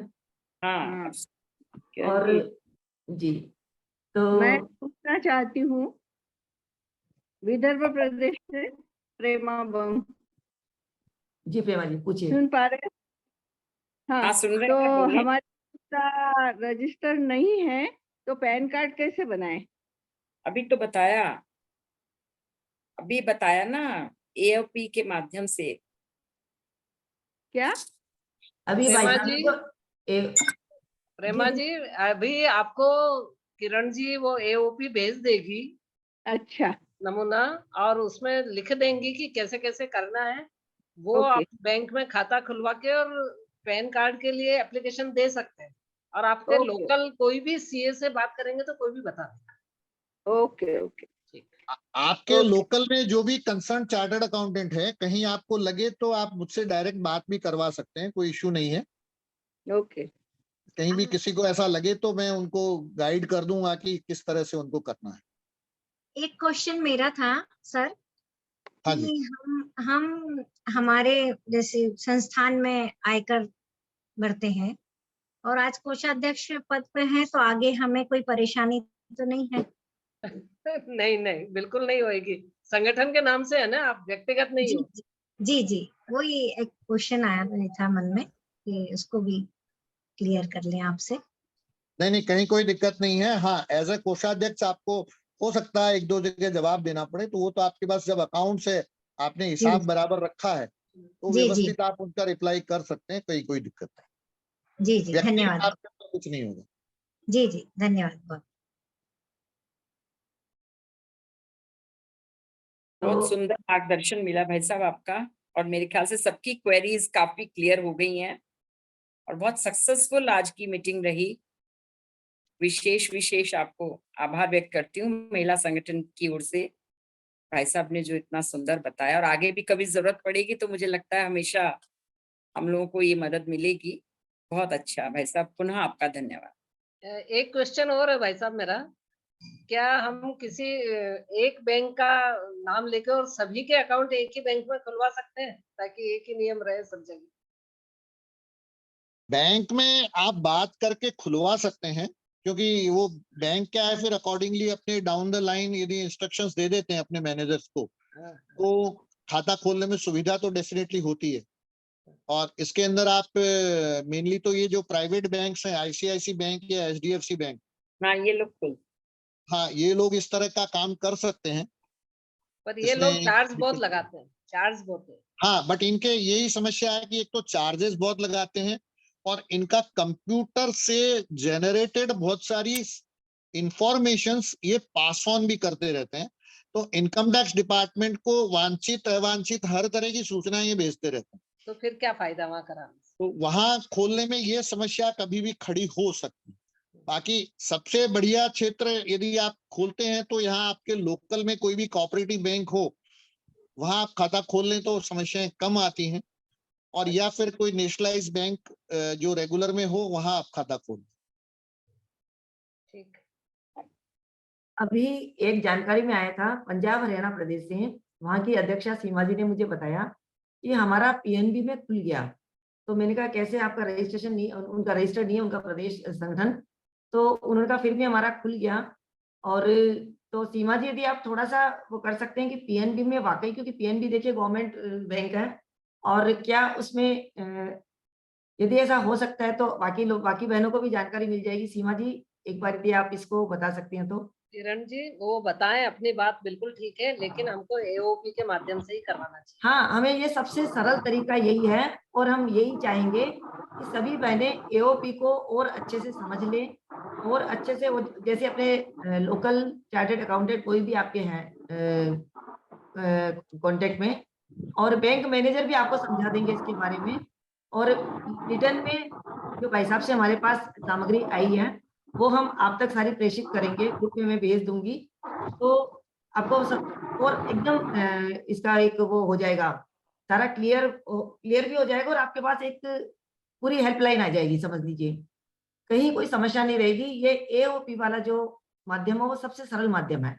एओपी में मिनिमम सिग्नेचर कितने चाहिए? 6-7 चाहिए मेरे ख्याल से, नहीं शायद 7 चाहिए मेरे ख्याल। सिग्नेचर का ऐसा कोई रिक्वायरमेंट नहीं है, उसमें हम 2 सिग्नेचर 3 सिग्नेचर जो हम रखना चाहें। ठीक है। किरण जी, लास्ट सेशन में भी मैंने एओपी के माध्यम से ही बैंक अकाउंट खोलने के लिए सबको बहुत बार जानकारी दी, पर समझ नहीं पाए, वो शायद फर्स्ट टाइम था। तो निश्चित रूप से इस सत्र में अब और अच्छे से समझ जाएंगे, क्योंकि भाई साहब ने भी समझाया, और विगत सत्र में एओपी के माध्यम से ही बहुत सारे खाते खुले हैं प्रदेशों में। किसी भी प्रदेश का आया नहीं है जी, मतलब जितने प्रदेशों ने जानकारी दी ना, उसमें 6-7 प्रदेश में सिर्फ अकाउंट खुले हुए हैं और पैन नंबर है। बाकी में 20 मतलब 15-20 ऐसे हैं जहाँ कोई ना कोई प्रॉब्लम है। दीदी ये लोग क्या करते हैं, सत्र बदलते ही पहले ही बैंक अकाउंट बंद कर दे रहे हैं। नहीं, ये गलत तरीका है। ये गलत है ना, पर नहीं करना चाहिए अकाउंट बंद, कितने बार बोला है, क्योंकि आजकल कहीं से भी बदलने से जो बैंक अकाउंट बंद, नहीं, ये गलत है, गलत है वो। तो दीदी अब ऐसे करेंगे, आज जैसे एक हमें बहुत अच्छी एक वर्कशॉप हो गई हमारी, और आगे इसको पूरा रेगुलर अपडेट रखने के लिए कि कहाँ खुला, कहाँ नहीं खुला, कहाँ क्या प्रॉब्लम आई, इसके साथ क्या दिक्कत है, कहीं पे प्रदेश लेवल पे, जिला लेवल पे, स्थानीय लेवल पे, तो अपन इसको पूरा अपडेट रहेंगे इसके साथ में, ताकि बहनों को भी वो रहेगा कि कहीं कोई परेशानी हो बिंदास हमसे पूछ भी सकती हैं। हम उनके कहीं भी वो और अपने प्रदेश में जिला कोषाध्यक्षों के साथ में कहीं भी जूम मीटिंग करना चाहेंगे तो उनके साथ भी हम बाकायदा पूरी ये ऐसी चर्चा करेंगे, उनको पूरा अच्छे से समझाएंगे, और जहाँ कहीं भी हमें भाई साहब की मदद लेनी पड़ेगी हम इन्हें भी बुला लेंगे। तो इस तरह अब इस पूरे काम को जो आज हमने यहाँ पे समझा है, सुना है, सीखा है, उसको पूरा रेगुलाइज करने के लिए, और हमारे सारे संगठनों के बड़े आराम से अकाउंट खुल के उनमें रेगुलर सारा वर्किंग शुरू हो जाए, और सारी बहनें इससे अपडेट हो जाए, समझ जाए, सीख जाए। इसके आगे जितने भी प्रयास करने होंगे हम सबको पूरा करेंगे, और सब तक मतलब लास्ट तक ये सारा इसको करके पूरे प्रयास हमारे सार्थक करेंगे। और मेरे ख्याल से अब और किसी की कोई बात नहीं रही है, तो मैं सबका एक क्वेश्चन मैं पूछना चाहूंगी। एक्चुअली हमारा हरियाणा पंजाब प्रदेश का खाता काफी टाइम से खुला हुआ है, तो पहले बठिंडा था, बठिंडा से ट्रांसफर होकर के वो बहादुरगढ़ आया, और उसके बाद अब बहादुरगढ़ से ट्रांसफर होकर के अब हमने उसको रेवाड़ी में लिया है। तो अभी तक प्रॉब्लम नहीं आ रही थी, लेकिन अभी रेवाड़ी में जब बैंक में मैं गई पता करने, तो अब वो मैनेजर कह रहे हैं कि आप अपना रजिस्टर्ड नंबर दो, और हमारा संगठन रजिस्टर्ड नहीं है। वो कह रहे हैं अब हमारे पास खाता आया है तो आप अपना रजिस्टर्ड नंबर दो हमें।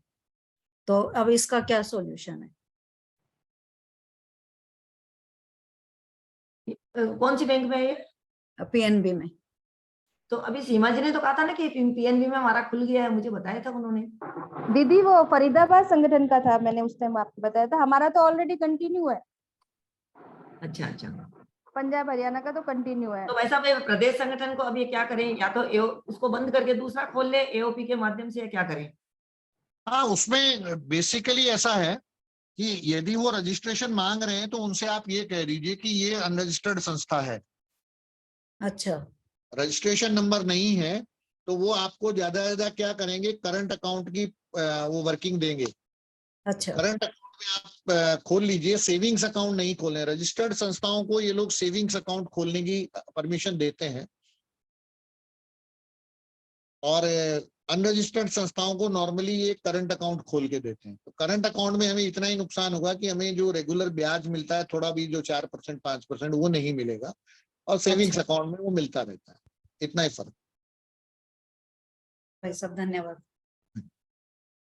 अब आपके पास दो ऑप्शन है, या तो आप अपनी संस्था को रजिस्टर्ड करवा लीजिए सोसाइटी रजिस्ट्रेशन एक्ट के माध्यम से, और लेकिन उसको आगे पूरा मेंटेन करना पड़ेगा, और या फिर एओपी के माध्यम से अपना ये जैसे भाई साहब कह रहे हैं आप करंट अकाउंट को रख लीजिए। ठीक है, देखते हैं, बैंक में बात करते हैं, अगर ये बंद करके एओपी से खुलवाएं या फिर करंट में ले जाएं इसको। तो ठीक है, आज का दीदी अब समापन करें।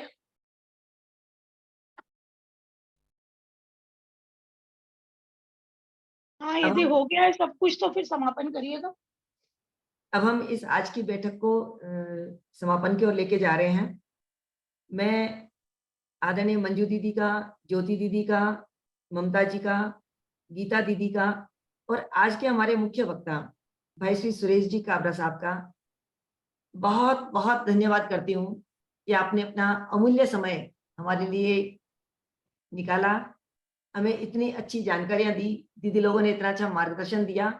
और वाकई भाई साहब आज बल्कि मुंबई जाने वाले थे, इनको जब मैंने कह दिया कि हमारी आज की मीटिंग तय हो गई है, इन्होंने अपना मुंबई का प्रोग्राम पोस्टपोन किया और विशेष रूप से हमारे लिए समय निकाला।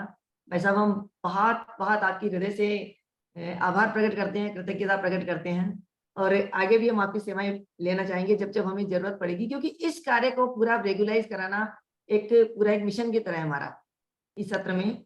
और हमारे ऊपर से नीचे तक सभी इकाइयों पर अकाउंट खुले और बहनें उनमें अपडेट रहें, उनमें सारा ट्रांजैक्शन बढ़िया से हो, पारदर्शिता से हो। तो ये सारी चीजें हम बिल्कुल रेगुलर करना चाहेंगे। और पुनः आपका बहुत बहुत धन्यवाद। और आज के इस बैठक को सफल बनाया है तो हमारे प्रदेश अध्यक्ष, सचिव और कोषाध्यक्ष बहनों ने, आपने भी पूरी शिद्दत से इसमें जुड़ने की कोशिश की। आपके सबके बहुत सारे मेरे पास पहले मैसेज आए हुए थे और बहुत उत्सुकता थी आप सबको जानने की कि हम सारी चीज सीखें, समझें और अकॉर्डिंगली फिर आगे हम वर्किंग में रहें। तो आप सब बहनों का भी बहुत बहुत धन्यवाद, बहुत बहुत साधुवाद कि आप सब इसमें जुड़ी और आपने सब कुछ सीखा।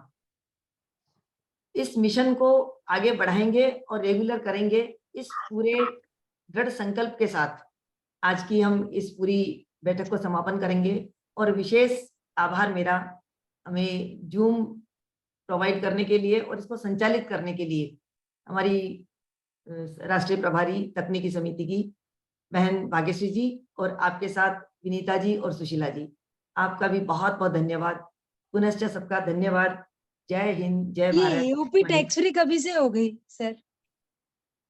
क्या कहा? एओपी टैक्स फ्री कब से हो गई सर?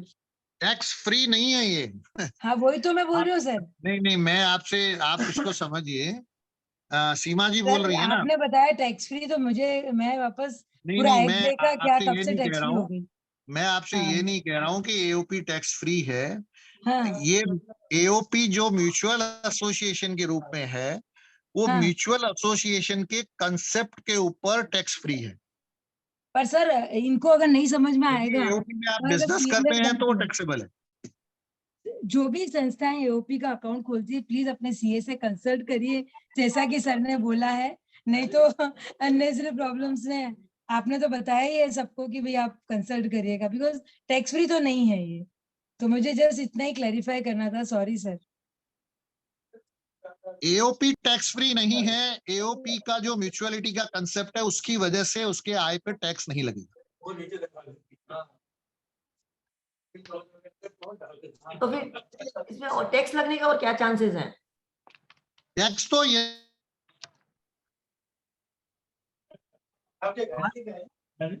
सारी चीजें हैं, व्यक्तिगत तौर पे आवाज नहीं आ रही भाई साहब आपकी।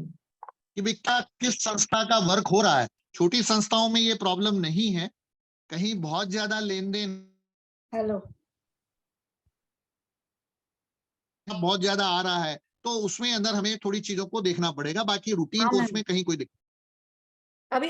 अभी मैं मीटिंग, अभी कोई मीटिंग में हूँ मैं।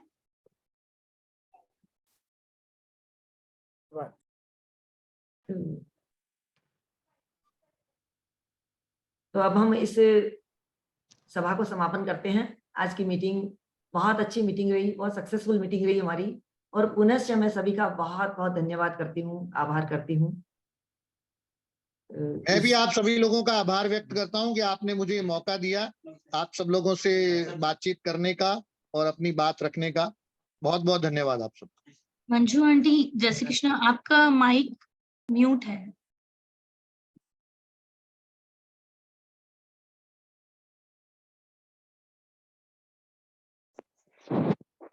चलो, चलिए सबको end बहुत कर बहुत लो धन्यवाद, बहुत बहुत पुनः आभार भाई साहब का भी और सभी का। और आज की मीटिंग को अब हम यहाँ समाप्त करते हैं। भाग्यश्री जय श्री जी, कृष्ण। जी जय श्री कृष्ण, सभी जय को श्री जय राम, जय जय श्री श्री राम। जय श्री राम, सभी को जय श्री राम, जय श्री राम। जय श्री राम। सभी को जय श्री राम।